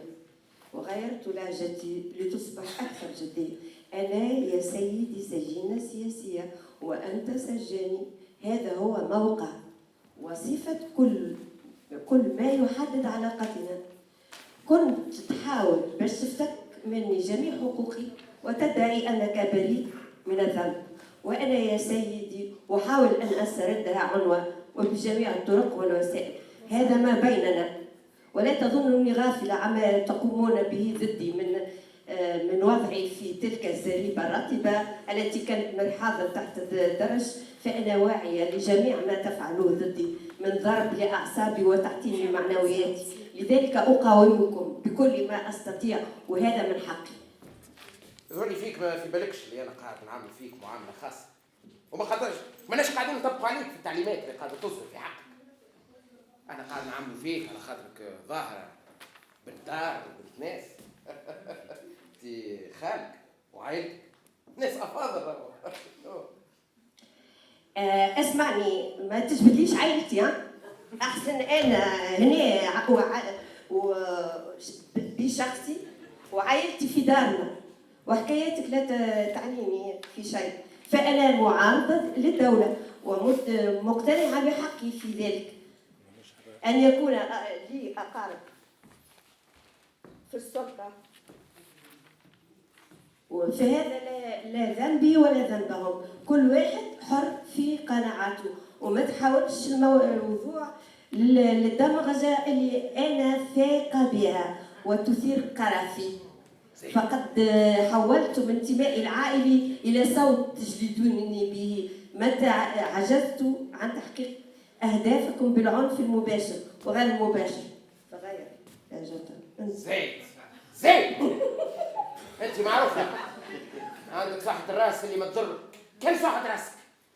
طب يا معاه يا يجوزوه يجوزوه أجبته بتحدي، أنا سأدخل في إضراب جوع وأطلب تجميعي بالرفيقات جميعا. Aïcha, tu peux nous parler un peu de la prison? Oui. Je suis passée par plusieurs étapes en prison. Je vais vous en raconter. Je vais vous donner juste un échantillon. سجن منوبة المكنة بقصر الأميرات، محطات التفتيش الإجبارية، أدباشي البسيطة وكسكروتاتي، خاطر خواتي جابوا لي زوج كسكروتات، ثم أخيرا 3 حيطان، ثم أخيرا جسمي 3 حيطان وباب عرضه وطيلها لا يتخطيان 1.5 متر على 2.5 متر، نافذة صغيرة مرتفعة، سرير ضيق ومقرف، الحارسة شيطان، عيطوا لها شيطان كنت اسمها شدية، أظن اسمها مستعارة، امرأة سمراء البشرة بشوشة بما يكفي لطمأنتي واستدراجي لنوع من الثقة والصحبة. قيل لي أن بهيجة توجد في زنزانة قريبة مني، كريت عليك، جثمت على ركبتي وراء الباب وبدأت أغني أغنية بقي ذكرها مقترنا دائما ببهيجة، أغنية الشيخ إمام مصر يما يا بهية، ولكن بصيغة تتلائم مع غايتي، مصر يما يا بهيجة. لم تجدي محاولتي نفعا حيث جاءتني شادلون موشوشة، احذري احذري، رد بالك لا يسمعك مدير السجن كما سمعتك انا ويعاقب، نصيحة مني يعيش بنتي. اسمي التنظيمي فوليا ودليلة تدعى نارودنايا، أرسم فوليا واسم دليلة نارودنايا على حيطان المرحاض مستعملة أظافري أو حصاد، ثم تم تجميعنا في غرفة واحدة في انتظار المحاكمة أو المحاكمات. تبادلنا الأفكار، مطالعة الكتب حيث تحصلنا على البعض منها بفضل ما قمنا من إضرابات جوع ومواقف احتجاجية تتخللها بعض التشنجات والكثير من التضامن. تنسيق مع رفاق الاعتقال في السجون الأخرى. زارنا الأهالي من وراء القضبان ويا له من معاش قبيح ووطني، ثم في قاعة مهيئة على احتجاجات عنيفة من طرفنا. ولاد خويا كانوا يجيو صغيرات يقولوا مشينا لسويسرا انتم بالعامتي. لقبنا الحراس وسجينات الحق العام ببنات السياسة.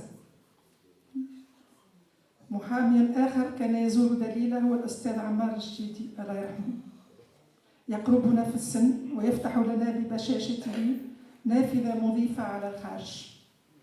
ولا الحديث بقية من الشقة في الكتاب. شكلية خايبة السعي هذيك مشومة والله الفيلو هذيك النهار كان ترسمي. أنا كانت تحاول تتقرب من نتيمة. أصعب حاجة أنا جاتني عدت قالت شكون هو فلان يوسف الرويسي؟ قلت لها ما نعرفوش. أصعب حاجة في الحبس هي تولي العزلة. استنى شو الحبس؟ حكيت لك يوسف اللي أنا مش كيسي لا قبل السورسي، أنا دخلت حبس قبل ما يحكم علي. أبو؟ أي برا مانيش فاهم. أنا قلت اليوم مش فاهم. أنا بعد ما خرجوني من الدي اس تي عاودوا وقفوني الحبس وهزوني المنوبة بدون محاكمة، من غير ما بدون محاكمة. يعني قعدت من جوان حتى من فيفري حتى جوان في حبس المنوبة في الفامو بالي بيليكال. اصعب حاجه في الحبس هو ان اولا تنسى كيفاش تحل الباب الساعه، يعني ما تنجمش تحل الباب. والليزولمون والضوء الضوء نيون هذاك محلول بيان سور 24 على 24. فكر انا في الاسبوع الاول ما كانش عندي القفه، دونك يعطيني الماكله كحله كلها وقتها ربيع كي دخلت الحبس انا كلها بالفول تاع الثانيه تاع الواحد، وما يحطوش فيه قارص، تبدا الماكله كلها لونها عاطي على البني فيها ما يتاكل. بعد اسبوع انا بابا يعني تمكن انا يبعثوا لي القفه كل يوم، وما غير ما نقول لكم اني خرجت تقريبا عندي 15 كيلو زايد على وزني العادي. كانوا يبعثوا لي جبن، كانوا يبعثوا لي كل شيء، وعامك مدير الحبس كان يكره الكامامبير، دونك كيف يجيبوا لي بدا شاد خصمه من بعيد. يفرطوا قفه بيان سور، ما عندك الحق باش تاكل كل شيء، لكن اصعب حاجه في لاني انا قعدت 5 شهور من غير ما جاني حتى حد، لا العائله ولا افوكا، ولا الافوكا جاني قبل بالهادي قبل ما نخرج اكل، على خاطر جيتي دون كومون دير ريجيم سبيسيال مانيش محكوم عليه، دونك الحبس سي ليزولمون. قلنا في امن الدوله راه ما كانش فما لا زياده محامين ولا كانت في السجن. كيفاش تعدى الوقت؟ تعدى الوقت جوستومون لو طون ايت انترمينابل في بريزون. ساعات يظهر معناش مناقل، معناها ما نعرفوش الوقت. ساعات انا يظهر لي نص نهار وهو يني كو 9 heures du matin. يعني سي دي جورني ابسوليومون انترمينابل. Moi, j'avais pas, qui m'écoute pas, j'ai pas fait de grève de la faim, j'ai pas pensé, pour être honnête. Donc, j'ai pas eu de livre, j'ai eu très peu de livres, et j'étais seule. C'est ça. Où il y avait que les détenus de droit commun, qui me donnaient des nouvelles à travers la porte, justement. Mais un jour, justement, un jour, à 5 heures, on les enferme dans leur chambre. Ils sont libres toute la journée. Et donc, elles arrivent, et à travers la porte, alors est-ce que tu as besoin de quelque chose? Quand là, oui, j'aimerais bien faire ou du crochet ou du tricot, il y a un bouger. Et le tricot, c'est faisable, le crochet, tu prends une cuillère en aluminium, tu lui casses le bout, ou tu la frottes un peu contre le sol, tu obtiens donc le crochet. Qu'est-ce que je fais pour la laine? Tu défais un pull. Et comme Pénélope, j'ai défait un pull, j'ai refait, j'ai passé 5 mois à faire et à défaire. Pour travailler, pour continuer, sinon on devient fou par l'inactivité. الاكتيفيتي بالنسبه لنا احنا كانت اساسا معناها بعد اللي تحكم علينا، هذا الكل اللي حكيته كان قبل معناها الحكم. وقت اللي خرج من الجماعه قعدت انا وساسيه ودليله وصلوحه وحدنا. وبعد خرجت ساسيه بعد مده قصيره. ايش كنا نعمل؟ كنا نعمل شويه سبور. تعلمنا نقيو بالجيرو بتاع الحيوت، نكحلوا عينينا. وفي عملنا زاد كيف التريكو، علمونا التريكو الحق العام خاطر كانوا وحدهم ما عملناش اتصال بهم، لكن توصلنا اخبارهم. نتفكر مره شفنا ملحفه فسرناها خاطر فما مولود جديد باش يتولد في الحبس، فسرناها الكل، عملنا له تروسو دو ا جوسكا زد et on a fait des pulls et j'ai même tricoté des châles des femmes de ma famille qui les gardent encore d'ailleurs, je crois. Ben, on trouvait le moyen. Bon, il y avait toujours quand même des intermèdes, on était beaucoup plus sereine parce qu'il était notre vie était mieux réglée, mieux organisée. On avait l'air, on sortait, bon, on voyait les gens passer, on connaissait Hamdi قصة عليه تمشي تخرج شوية من الحبس، تعدي نهارين 3 تعاود تشرب وتعاود تعربد وتعاود يرجعوها. معناها كي تخرج من الحبس هي اللي تضيع، معناها سي غولبير سيتي واحدة قتلت راجلها على خاطر عرسونا بالسيف. حرام تتفكرها؟ لا أربعة كلاس قتلت راجلها على خاطر عرسونا بالسيف. avec un chapeau. معناها تسلمنا الأخبار ونتعامل معانا، وخاصة كانت الحارسات معناها باش توا يمكن واحد يحكي عليهم شوية، كانوا متعاطفين مع فيهم ساعة كبيرة كبار، فما نوع من الأمومة معناها سنتيمون ماتيرنيل معناها نوتريكار. واحدة منهم مرة كبيرة كانت كي تشوف القطاطس يدوروا ببعضهم تقول لنا دوروا وجوهكم انتم بنات يصير ما تخزروش مش فاهم. اي فونفون كانت دللنا واحدة كان شعرها ابيض خاطر بالليل ونهار يعني دي ميت كي سكري كوم سا اوسي ولا بريزون. أنا الصغار كانوا النهار الكل معنا، النهار الكل يجي يشاورونا يحكيوا معنا يجيبوا لنا الأخبار يهزوا الأخبار. وواحدة منهم دايما خرجت ما طاقتش معناها لونيفير كارسيرال، Elle a démissionné, c'est une amie maintenant, très proche, نحبها برشا. قاعدة معنا باتصال مع بعضنا. كنا نحكي لنا حكايات، خرجونا في الليل، نبداو نتمشاو في الصالة الكبيرة نتاع الحبس ونغنيو. هذه بعد خرجتنا. بعد خرجت انت خاطر بعد ما خرجتنا. قمنا بإضرابات جوع كبيرة ياسر. On a fait même une crève de la faim sèche معناها من غير ماء. لين جابوا لنا الطبيب وقال راهو اذا كان يزيدوا سبعة كولابسيس جو كروك سي لو تيرم ميديكال معناها باش يشوف ما عادش بدون يرجعوا. وفي وقتها جابوا عائلاتنا ومعنا بحضور عائلاتنا اللي هو عندنا معناها هذا معناها المرحله الثانيه. هي برشا فترات تعدينا بهم في السجن. ونهار خرجتوا؟ انا ما تعذبتش، انا عملت الحبس. نهار خرجتوا من الحبس خرجت من لو ولا من الايقاف شو صار؟ كان في ساعة احنا كنا في اللاريا بعد كنا في اللاريا سنة عيطوا لي جتني الحارسة قالت لي المدير يعيط لك. قلت انا ما شاك فوا يهزوني بسلامة امن الدولة للاستنطاق. لقيت زوز بوليسية. قلت لهم شنو قضية جديدة؟ قالوا لي لا المرة هذه باش نرتاحوا منك. مازالوا لي جمعتين انا باش نكمل 9 شهور. قلت لهم لا عامله برنامج انه راهي قصدي ما حاجتيش مازالوا جمعتين واحنا مبرمجين باش نكملوهم معناتها عندنا بروجرام. نعم قالوا لي على كيف. قلت لهم رفيقاتي في اللاريا نمشي نودعهم نسلم عليهم خاطر باش يتفاجئوا ما في بالناش. يجي قالوا لي هز بقاش وباش نروحوك معناتها في داركم وما عادش نسمعوا بيك.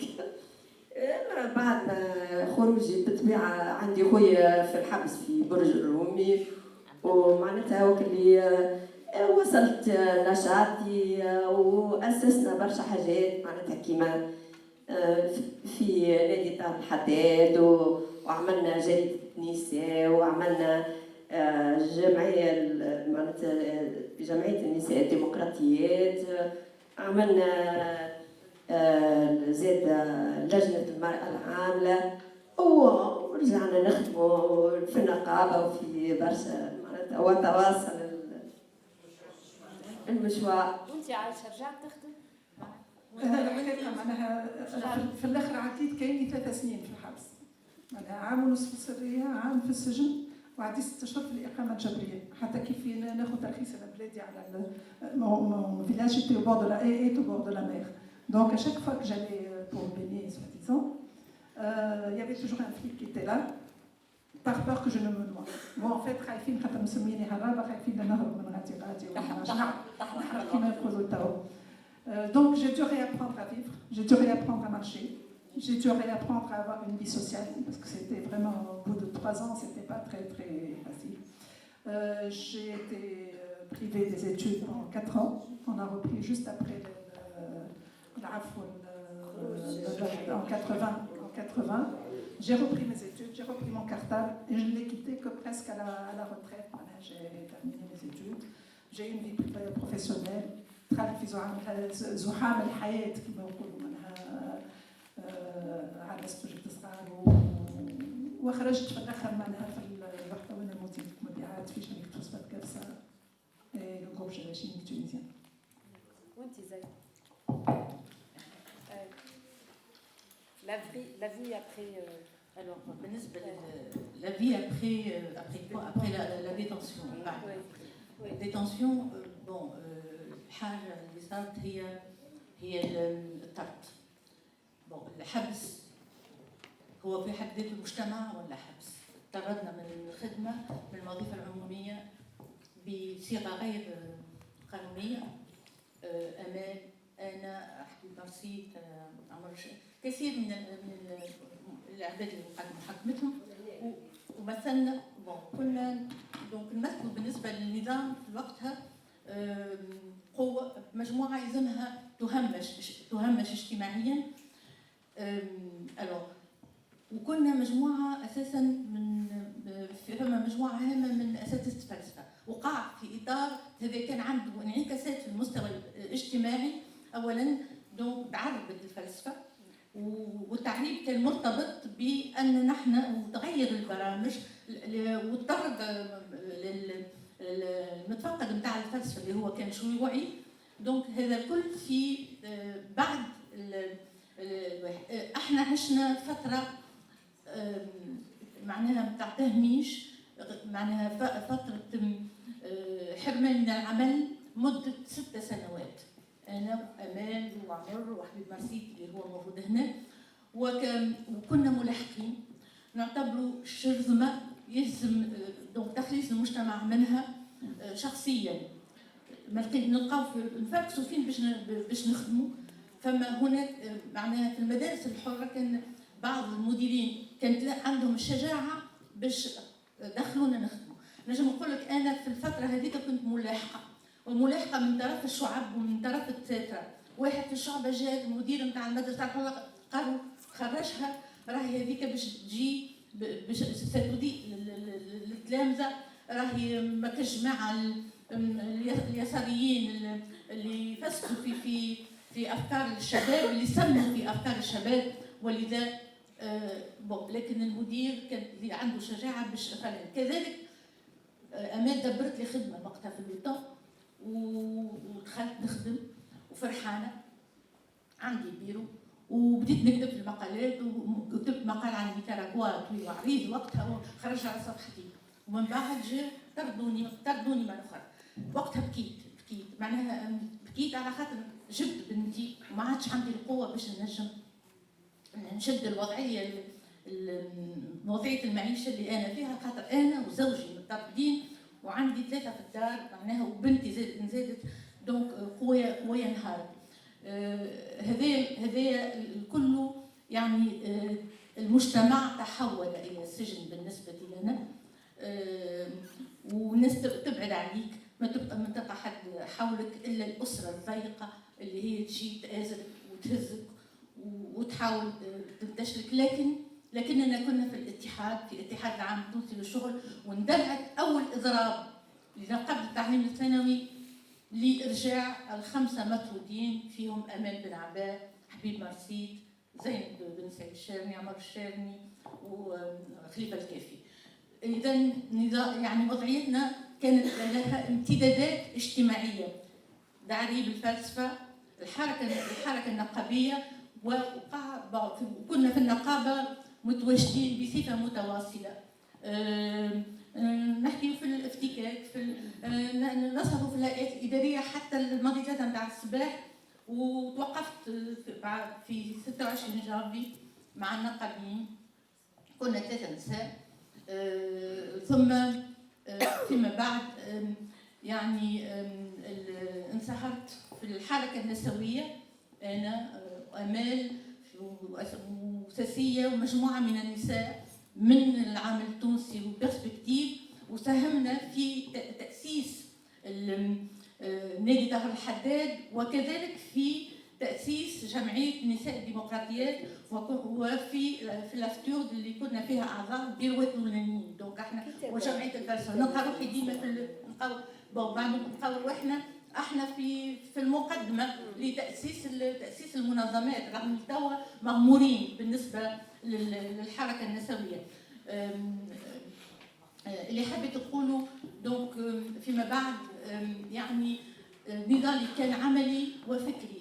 رجعت للجامعة، عدت 2 دكتوراه، وهي يعني الالتزام النضالي هو اللي خلاني نشاهد كذلك في مستوى الفكر. كتبت 70 مقال وكتبت 5 كتب، وانا توا استاذة متميزة في الفلسفة، واعتقد انه هذا مرتبط بالصراع هذاك والنضال اللي عشته. يعني الشحنة النضالية والتجربة النضالية هي اللي تعطيني القدرة توا باش نسابق. يقولوا لنا ما كتبتوا شيء، أنا كتبت على رفاقي باش يقرأ 70 مقال و5 كتب وخمسة كذلك ندوات. دونك وما زلنا هانا عمرنا 70 سنة واحنا ناضل.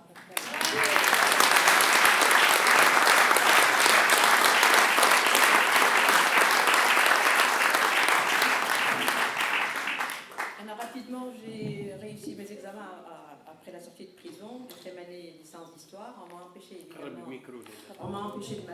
le 3e cycle. Donc j'ai traîné un peu pendant 2 ans. J'ai eu la bonne idée de tomber amoureuse d'un jeune homme qui ne faisait pas partie du tout du cercle habituel.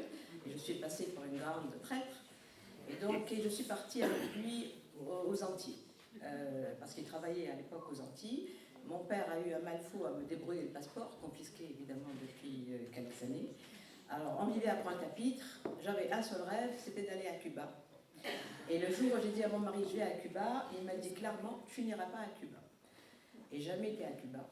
Mais comme l'autre consolation, il m'a emmené à Haïti, comme si la dictature me manquait.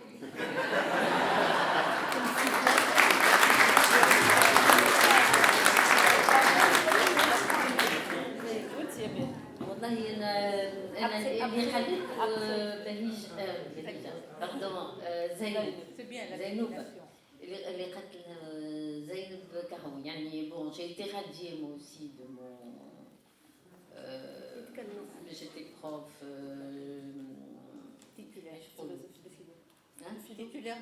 titulaire voilà depuis 72. أنا عملت ستاج عندنا نلبن عباء وقتها. C'était une merveilleuse prof de philosophie qui venait de Paris, de la Sorbonne, d'une beauté sans pareil.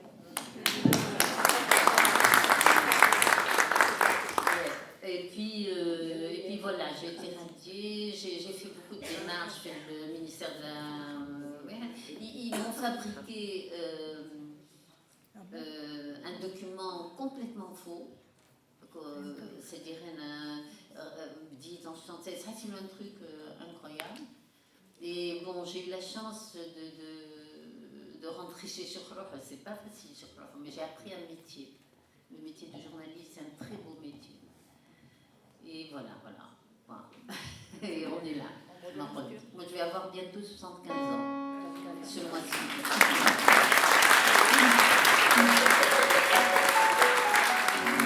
جميلات أنتن يا رفيقاتي.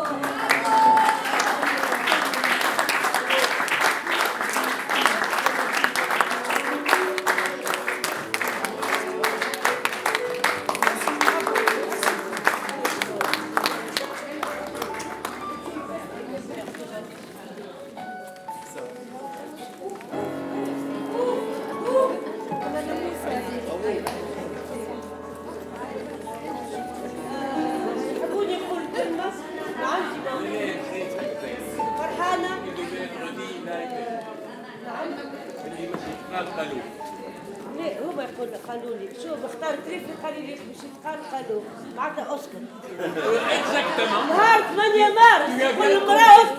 Tu as bien compris. نهار 8 مارس قلنا اسكت.